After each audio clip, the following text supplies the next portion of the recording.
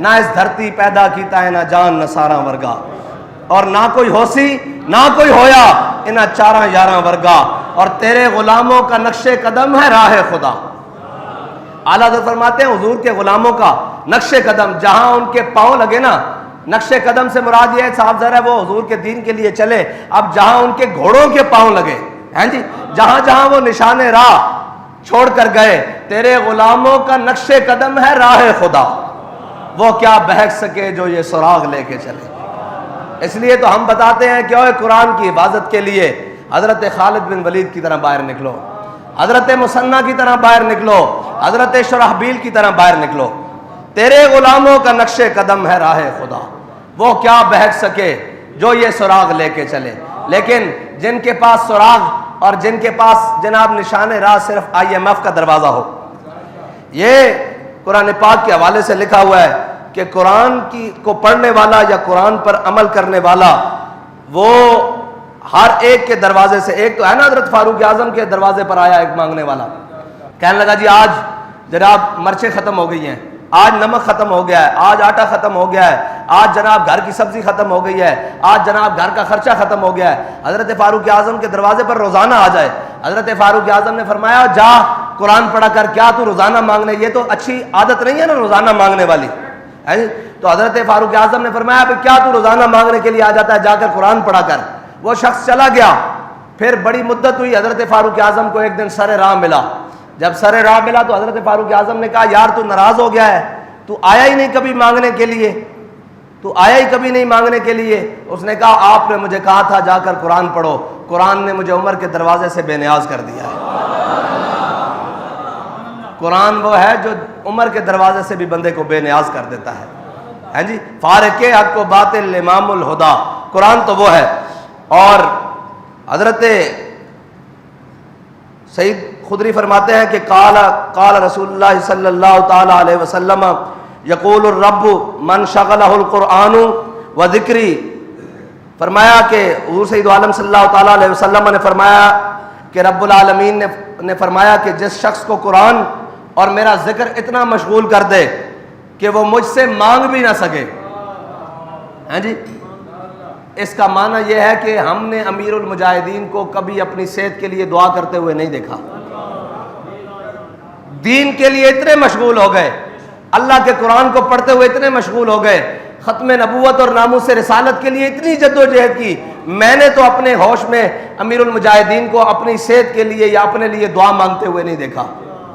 جب بھی دعا مانگی تو ہم نے سنا اللہم اید الاسلام والمسلمین، فرمایا یا اللہ اسلام کے ساتھ مسلمانوں کو مزید عزت عطا فرما، یا اللہ ان کو بلند عطا فرما۔ ہم نے تو یہ دعائیں اور یہ دعائیں کرتے ہوئے سنا اللہم اذل الکفر والکافرین اللہم شتت شملہم، ہم نے تو یہ دعائیں کرتے سنا۔ امیر المجاہدین کو یہ دعائیں کرتے ہوئے نہیں سنا کہ جناب یا اللہ مجھے یہ عطا فرما دے۔ یہ اس حدیث کا مصداق ہے نا، فرمایا جو شخص قرآن میں اور میرے ذکر میں اتنا مشغول ہو جائے کہ وہ مجھ سے مانگ بھی نہ سکے تو میں اسے مانگنے والوں سے زیادہ عطا کرتا ہوں۔ میرے آقا مولا صلی اللہ تعالیٰ علیہ وسلم نے فرمایا کہ اللہ تعالیٰ فرماتا ہے تمام کلاموں پر قرآن کو ایسے فضیلت حاصل ہے جیسے مجھے رب کو اپنی مخلوق پر فضیلت حاصل ہے، مجھے رب کو اپنی مخلوق پر فضیلت ہے۔ کیا مخلوق اور کیا خالق کا، کیا خالق اور مخلوق کا کیا جناب نسبت ہو سکتی ہے، کیا برابری ہو سکتی ہے؟ فرمایا قرآن کو تمام کلاموں پر ایسے فضیلت حاصل ہے جیسے مجھ اللہ کو، مجھ رب کو تمام مخلوق پر فضیلت حاصل ہے، یہ ہے قرآن۔ اور فرمایا میرا ذکر اور میرا قرآن پڑھنے والا، اس سے مراد یہی ہے نا میرا قرآن پر عمل کرنے والا، میرے قرآن کے دستور کو چلانے والا اور میرے قرآن کے مطابق زندگی گزارنے والا ہیں جی، وہ اگر مجھ سے نہ بھی مانگے تو میں اسے اتنا دیتا ہوں کہ وہ راضی ہو جاتا ہے جی۔ اور جو غیروں کے در پر قرآن کو چھوڑ کر جائے، اس کے اصول کو چھوڑ کر جائے، اس کے جناب قوانین کو چھوڑ کر جو غیروں کے در پر جائے وہ رج سکتا ہے؟ وہ تو کبھی انتظار میں رہے گا کہ 2 ارب ڈالر سعودیہ نے دیے ہیں، اب جناب یہ ختم ہوں گے تو اگلے کس سے مانگوں گا؟ جو کچھ مانگنا ہے اکبر خدا سے مانگ، یہ وہ در ہے جہاں ذلت نہیں سوال کے بعد۔ اور اس کا مطلب خدا کا در حضور کا در ہی ہے نا، جو وہاں سے ہو یہیں آ کے ہو، جو یہاں نہیں تو وہاں نہیں۔ بخدا خدا کا یہی ہے در، ہاں جی، بخدا خدا کا یہی ہے در، نہیں اور کوئی مفر مکر، جو وہاں سے ہو یہیں آ کے ہو، جو یہاں نہیں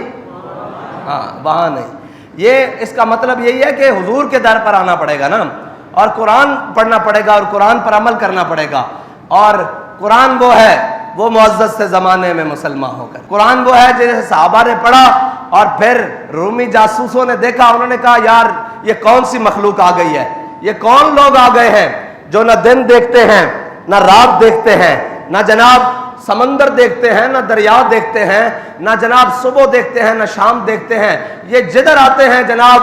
گھما کے رکھ دیتے ہیں، جناب لشکروں کے لشکر اڑا کے رکھ دیتے ہیں، اور جناب یہ وہ لوگ ہیں جن کے اٹھے ہوئے قدم کبھی دفاع کے لیے بھی واپس نہیں جاتے، یہ کون سی مخلوق آ گئی ہے؟ انہوں نے کہا بھئی اپنے جاسوس بھیجو اور دیکھو کہ یہ کیا کرتے ہیں، یہ کون سی ایکسرسائز کرتے ہیں، یہ کون سی خوراکیں کھاتے ہیں، یہ کون سی ٹریننگ لیتے ہیں، یہ جناب کون سی مشترکہ فوجی مشقیں کرتے ہیں جن کی وجہ سے جناب ان کو شکست ہی نہیں دی جا رہی۔ تو رومی جاسوس آیا اور وہ کچھ دن صحابہ کے لشکر میں بیس بدل کے رہا، اور بیس بدل کر جب رہا تو واپس گیا نا، تو جا کر اپنے جناب جرنیلوں سے کہنے لگا، اپنے بادشاہوں سے کہنے لگا، اپنے قیصر روم سے کہنے لگا، اور جناب اپنے ہرکل سے اور سب سے کہنے لگا، اس نے کہا عمر حبان باللیل و فرسان بالنہار، انہوں نے کہا رات کو جب وہ آپ اللہ کے حضور کھڑے ہوتے ہیں نا اور قرآن کی تلاوت کرتے ہیں، سجود اور جناب رکوع کرتے ہیں، وہ کیا کہتے ہیں، نہ قیام نہ قعود نہ رکوع نہ سجود، بردر یار گزارے نماز عجبے، ہاں جی، کہتے ہیں جب جناب اللہ کے ہاں کھڑے ہوتے ہیں نا نماز پڑھنے کے لیے، اور جناب جب قرآن کی تلاوت رات کو کرتے ہیں، اور جناب جب سوچ سے قرآن پڑھتے ہیں، تو لگتا ایسے ہے کہ انہیں دنیا و مافیا کی کوئی خبر ہی نہیں، ان کا دنیا سے کوئی تعلق ہی نہیں، ان کا دنیا داری میں کوئی رہنا ہے ہی نہیں، یہ تو کوئی اور راہب ہیں جن کا کوئی دنیا داری سے تعلق نہیں، یہ کٹ کر اپنی زندگی جی رہے ہیں۔ کہتا ہے رات کا منظر یہ ہوتا ہے، ساری رات کھڑے ہو کر اللہ کے حضور قرآن پڑھتے ہیں، نمازیں پڑھتے ہیں، تلاوتیں کرتے ہیں، ذکر اذکار کرتے ہیں، وَفُرْسَانٌ بِالنَّهَارِ، اس نے کہا جب صبح گھوڑوں کی پشت پر بیٹھتے ہیں نا تو ان کو دیکھ کر ایسے لگتا ہے کہ ان کی پشتوں پر درخت اگائے ہیں، ان کی پشتوں پر ایسے دلیری سے سینے چوڑے کر کے بیٹھتے ہیں، اور ایسے دلیری سے سامنے والے کو یہ محسوس ہوتا ہے کہ ان سے بڑا کوئی شاہ سواری موجود نہیں۔ یہ ہے مسلمانوں کی تاریخ، اور مسلمان کبھی بھی اسباب سے نہیں، مسلمان کبھی بھی اسباب سے نہیں، مسلمان ہمیشہ مسبب کے فضل سے چلتے ہیں،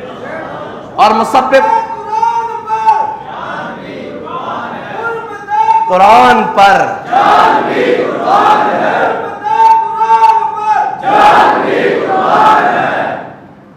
یہ جن کے قریب بھی کبھی قرآن نہ بھٹکاؤ، اور جنہوں نے قرآن، میں نے پہلے بھی کہا تھا، جنہوں نے قرآن صرف سورہ یاسین اس لیے رکھے ہو کہ جناب بابا جی کی یا مائی صاحبہ کی روح جلدی نکل جائے گی، اور سورہ رحمان اس لیے رکھی ہو کہ صبح کاروبار میں برکت ہوگی، قرآن اس لیے تو ضرور ہے، برکتیں حاصل کرنے کے لیے تو ضرور ہے، لیکن قرآن الف لام میم سے لے کر والناس تک ہے، قرآن ایک مکمل ضابطہ حیات ہے۔ اس میں ان قوموں کا ذکر بھی ہے جنہوں نے اللہ کی نافرمانی کی، ان قوموں کا ذکر بھی ہے جنہوں نے اللہ کی فرما برداری کی، ان لوگوں کا ذکر بھی ہے جنہوں نے اللہ کے دین کو جھٹلایا، حق کو جھٹلایا، پھر ان کے ذلت کے اسباب کیا بنے۔ قرآن میں ہر وہ چیز موجود ہے جو قیامت تک کے لیے ہے۔ اور حضور سید عالم صلی اللہ علیہ وسلم نے فرمایا من قال بہ صدقہ، فرمایا جس نے اس میں سے کچھ کہا اس نے سچ کہا، ومن عمل بہ اجرا، اور جس نے اس پر عمل کیا وہ جزا دیا گیا، ہاں جی، اور ومن دعا الیہ ہدی الی صراط مستقیم، اور میرے آقا و مولا صلی اللہ علیہ وسلم نے فرمایا جس نے اس میں سے، یعنی اس کو پڑھ کر، اس کو جان کر، جس نے اس کی طرف بھلائی کی دعوت دی اس نے ہمیشہ سچے رستے کی طرف دعوت دی۔ اللہ تعالیٰ مجھے اور آپ کو، ہماری نسلوں کو قرآن کا عامل بنائے، قرآن کا محافظ بنائے، قرآن کا حافظ بنائے۔ اللہ تعالیٰ ہم سب کو قرآن کی حفاظت کرنے کے لیے کوئی صلاح الدین ایوبی جیسا حاکم نصیب فرمائے، کوئی سلطان نور الدین زنگی کا غلام عطا فرمائے، کوئی محمود غزنوی کا جناب جانشین عطا فرمائے، کوئی محمد بن قاسم کا ماننے والا عطا فرمائے، کوئی حضرت فاروق اعظم کا جانشین عطا فرمائے، کوئی جناب سیدنا صدیق اکبر کا جانشین عطا فرمائے، کوئی عثمان غنی کا ماننے والا عطا فرمائے، کوئی حیدر کرار کا جاننے والا عطا فرمائے۔